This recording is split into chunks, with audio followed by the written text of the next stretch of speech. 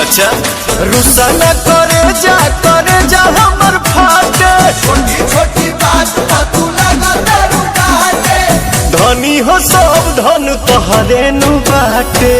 भाभी हो सब हम तोहरे नु बाटे। धनी हो सब धन तोहरे नु बाटे। भाभी हो सब हम तोहरे नु बाटे। भगवती ना लो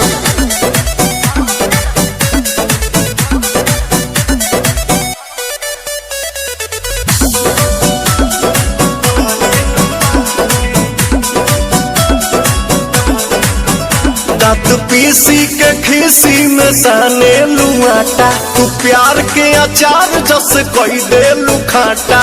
हाँ तो सुनो का बोला अब तहरा से हम बतियाई बहो राजा मिलने से। बड़ी परेशान हम भइली हो दुख झेलने से।